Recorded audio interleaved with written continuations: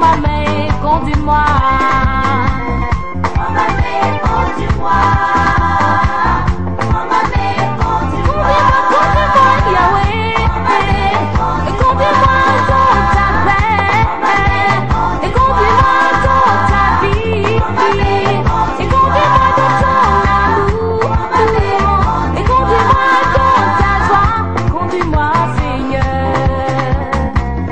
Conduis-moi, Seigneur.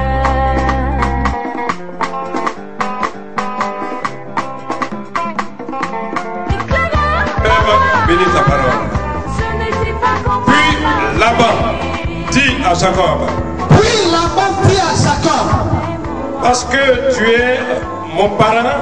Parce que tu es mon parent. Me serviras-tu pour rien? Est-ce que tu me serviras-tu pour rien parce que tu es mon parent? Dis-moi quel sera ton Dis-moi salaire. quel sera ton salaire.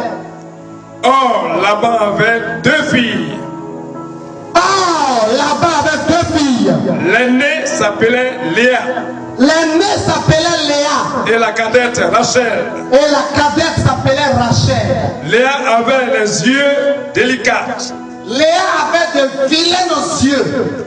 Mais Rachel était belle de taille. Mais Rachel était belle de figure. Et belle de figure. Jacob aimait Rachel.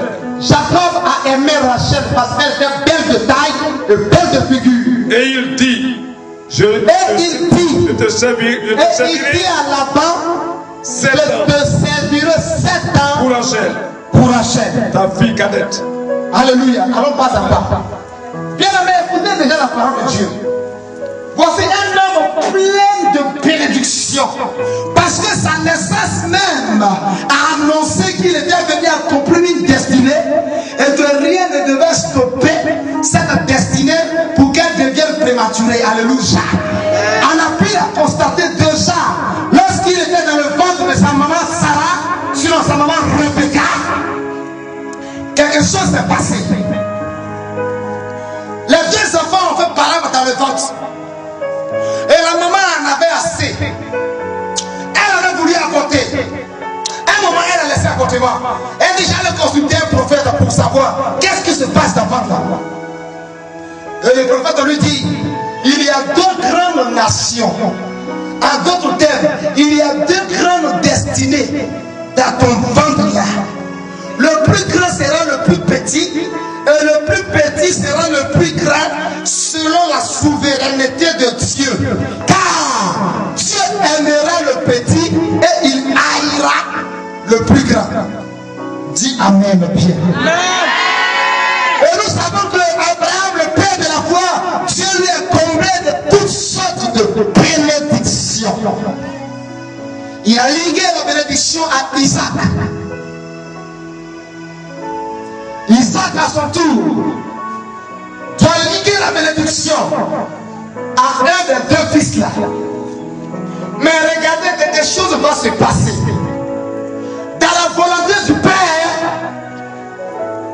le Père n'avait pas la révélation prophétique de Dieu sur les 2 destinées des enfants qui lui est donné. Dans la volonté du Père, il a voulu donner cette grande bénédiction au fils aîné, qui est Esaü. Mais dans la volonté parfaite de Dieu, dans la volonté arrêtée de Dieu, ce n'était pas Esaü, c'était Jacob. Regardez, le père s'attend qu'il va mourir dans quelques heures. Il demande à l'aîné, va me chercher du gibier, prépare-moi une bonne sauce afin que je la mange et que mon âme te bénisse. Et pendant qu'il est allé à la chasse, lui qui va toujours, il gagne, puisque ce n'était pas le plan arrêté de Dieu. Et que la destinée devait s'accomplir malgré tout. Dieu permet que ce jour-là, tous les gibiers déménagent de la Côte d'Ivoire pour aller au Burkina. Amen. Et la mère qui avait entendu la conversation, elle va faire quelque chose. Elle va rentrer dans le spirituel. Elle va déceler les mystères des clés qui donnent la connaissance. Et tous ces mystères des clés-là sont suivis par des risques ou périls. Mais Esaü est velu, il est fallu tout son corps. va prendre le côté de lui attacher la main de son fils. Le bouton l'agneau qu'il a tué, elle va préparer cela. Pas donner à ton père pour te donner la bénédiction. Le prophète m'a dit c'est toi qui as destiné, qui doit s'accomplir malgré tout. Alléluia. Amen. Va lui donner. On connaît tous l'histoire. Quand il est arrivé, le père dit, ouh, la voix là, c'est la voix du cadet. Mais les mains sont les mains de l'aîné. Le père a mangé, il a donné la bénédiction. Donc vous convenez avec moi que Jacob avait en lui la plénitude de Dieu. Pourquoi? Dites pourquoi? Parce qu'il était à l'image du Saint-Esprit. Abraham était l'image de Dieu le Père. Dieu le Père a fait une promesse à la terre déchue qui avait pour dernier demeure l'enfer éternel.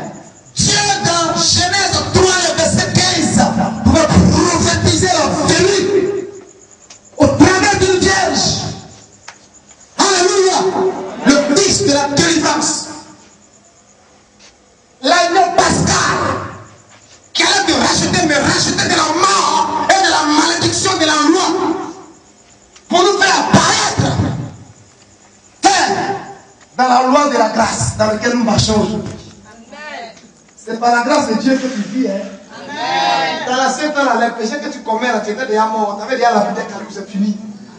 Mais regarde toi-même, depuis le début de la semaine jusqu'à aujourd'hui, vendredi, les péchés que tu as commis, on ne peut pas compter. Mais tu es encore vivant. C'est parce que tu es sous la grâce.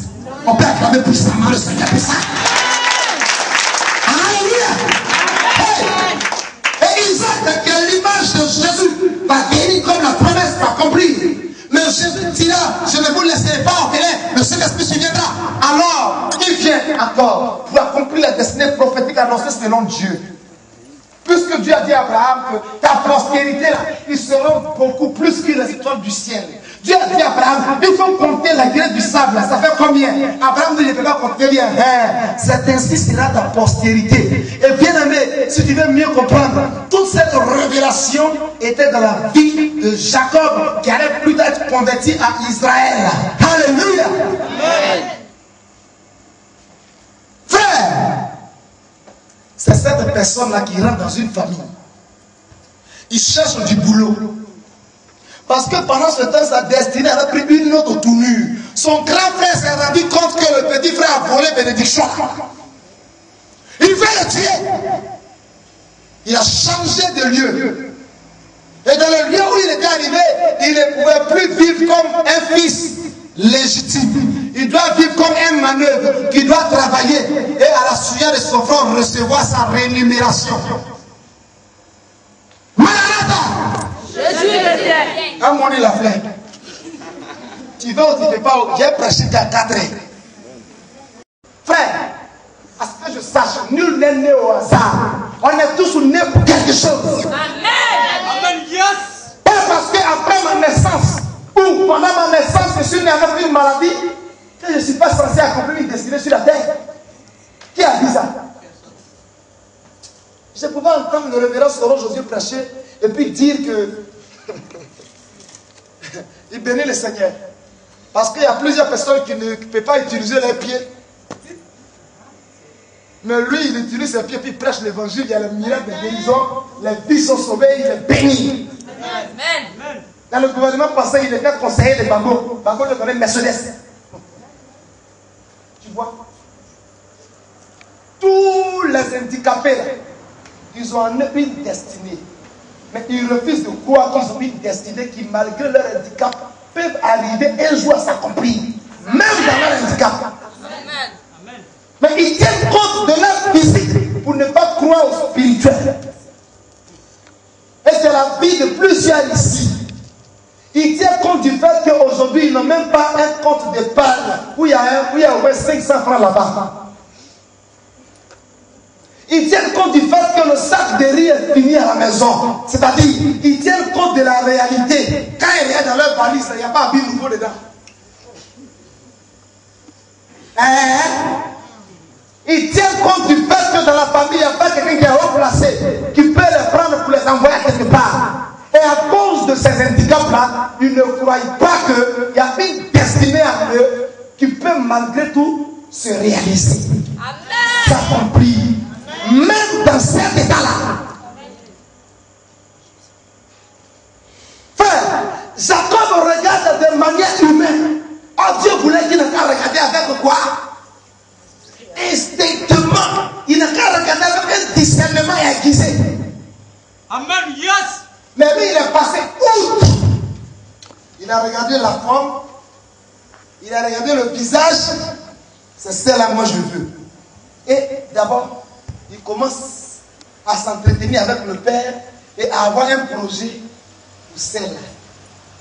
Et l'autre, il n'y a pas de projet pour elle. Pourquoi? Parce que sa présence est égale à son absence. Pourquoi je vais l'embaucher? Quand les clients viendront, ils vont la voir même là. Mon entreprise va tomber. Elle va tomber. Quand les gens viennent me rendre visite, elle n'a qu'à rester dans la maison là-bas. Pourquoi il va sortir au bureau? Elle n'a qu'à rester là-bas. Fermez la porte derrière elle. Elle va perdre la dignité de ma famille. L'estime qu'on avait à cause de sa présence, on va la perdre. Cependant, Rachel, oh, on n'a qu'à la déposer là comme un pot de fleurs. Tout le monde n'a qu'à l'admirer.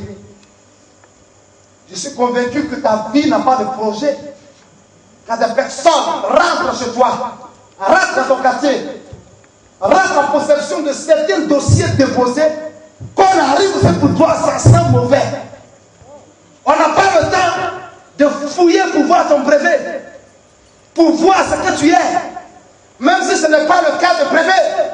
Mais quand on regarde quelqu'un de façon instinctivement, on peut savoir s'il perd une source de bénédiction ou pas. Mais quand on regarde de façon charnelle, on passe toujours au-dessus. Parce qu'on a regardé de façon oisive. Et tous les regards oisifs aboutissent dans le mal et dans le péché. David était au balcon de sa fenêtre.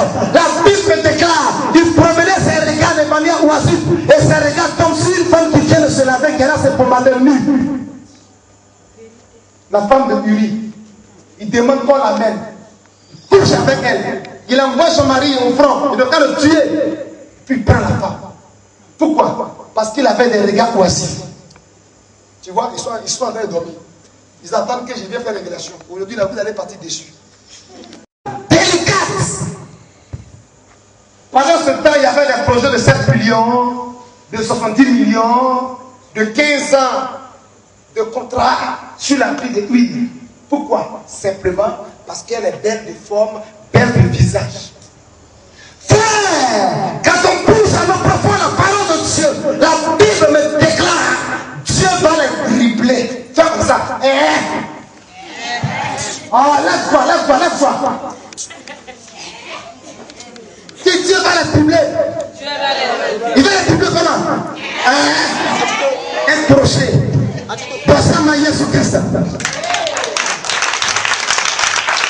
La Bible déclare, tellement Jacob aimait Rachel, les 7 années sont devenues comme 7 jours. Parce qu'il l'aimait. Le moment fut accompli, il veut aller maintenant vers la femme. Dieu fait en sorte que son père devient plus malin que lui.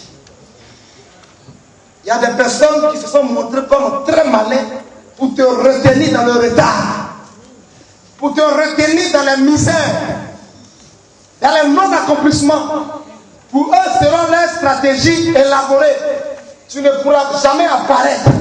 Mais ce matin, je t'annonce que le Dieu Tout-Puissant qui t'a envoyé sur la terre, qui est le responsable de ta destinée, s'est levé pour détourner leur plan dans son plan, pour établir son plan.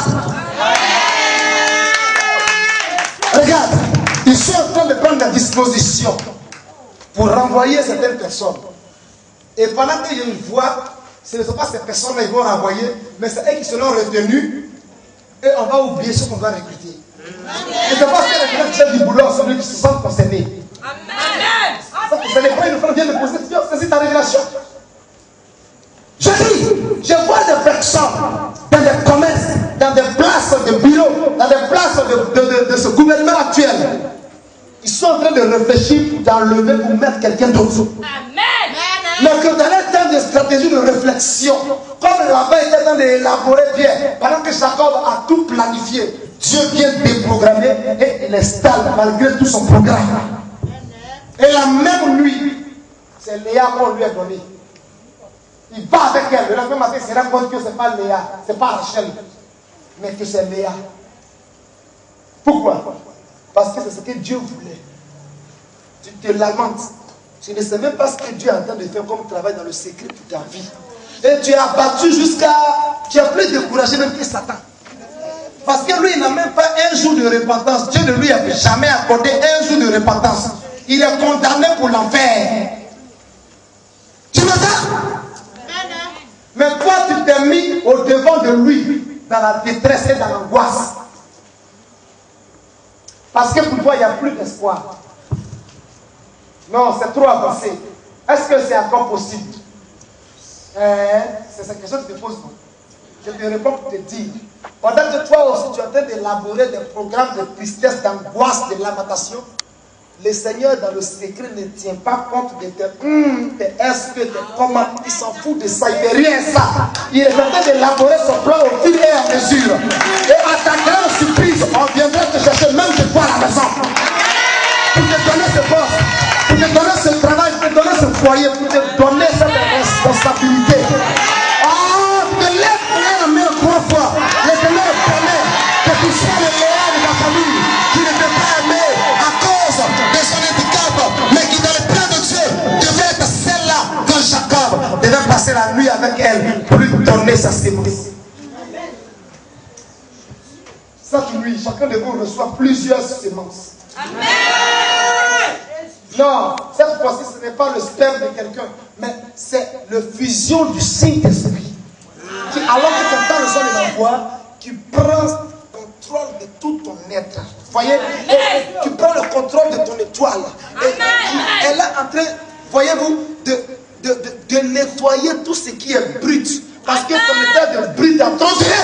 Et il vient maintenant la rendre une vase d'honneur. Et je suis convaincu qu'à partir de cette semaine, il y a des vases qui vont déjà apparaître. Les gens vont commencer à les voir, vont commencer à les solliciter, vont commencer à les consulter, vont commencer à prendre la prise sur eux. Ils vont commencer à croire désormais en eux. Pourquoi? Parce que cette nuit, tu reçois la sémence du Saint-Esprit. Le Saint-Esprit t'imprègne du règne de Jésus. Ah, je prie que les gens laissent se lever sur les pieds et chantent ces paroles. Ils sont assis. Amen, amen, amen. Vous savez, la révélation, c'est quoi? Dis prophète de procéder, pousse. La révélation, c'est quoi? Celle qui est belle, elle est stérile. Elle ne produit pas. Combien de mamans aujourd'hui, parce qu'ils n'ont pas encore eu la joie de l'appartement, ils ont été répudiés par leur belle famille, même par leur propre mari. Combien?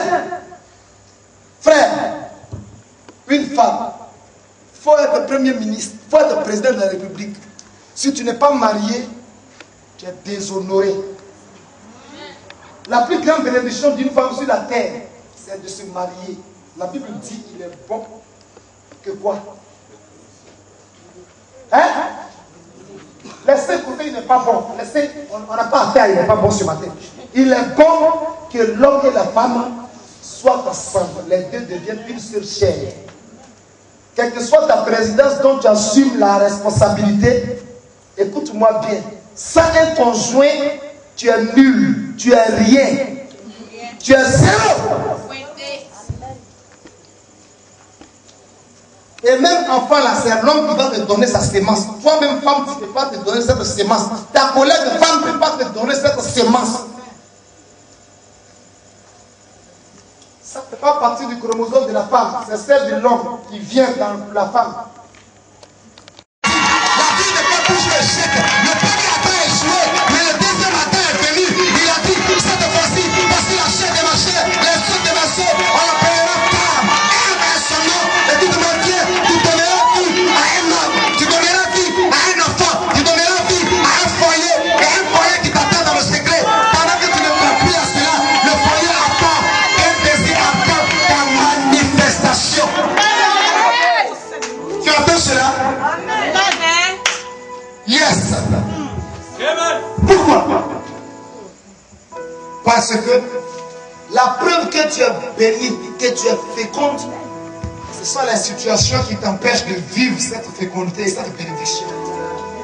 Et toutefois que ces situations se révèlent, ça veut dire qu'il y a quelque part dans ta vie, il y a une destinée qui doit obligatoirement s'accomplir. Parce que lorsque l'homme fait quelque chose, Dieu ne fait rien. Et lorsque l'homme ne peut plus rien du tout, c'est là que Dieu se lève. Et il donne gloire à son nom. Et ce matin, Dieu se lève de ta vie. Il donne gloire à son nom. Tu te lèves. Et le même à cette fois, Dieu t'exauce.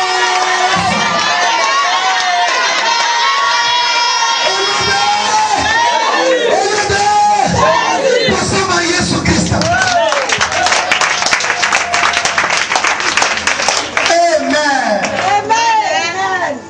Je lis le verset 31. L'Éternel dit que Léa n'était pas aimé.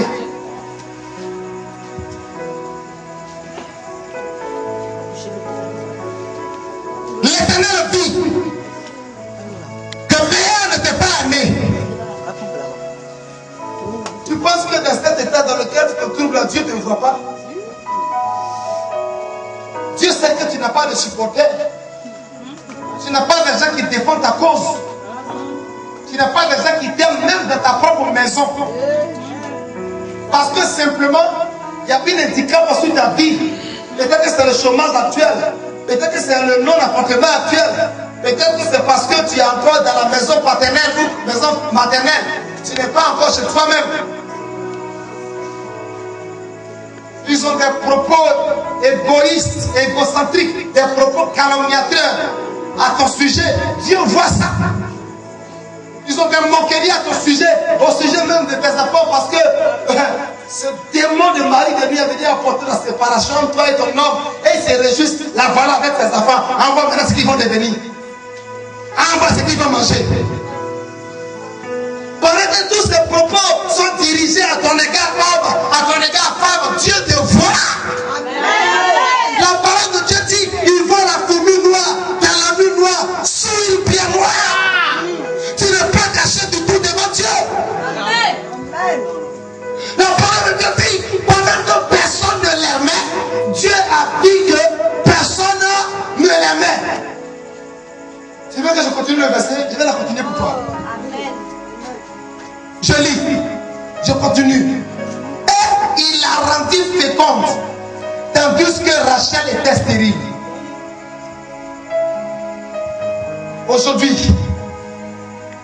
je suis venu annoncer à des personnes qui se sentent concernées par cette révélation de la parole de Dieu, que pour cela, ou à cause de cela, Dieu t'accorde l'onction de la fécondité.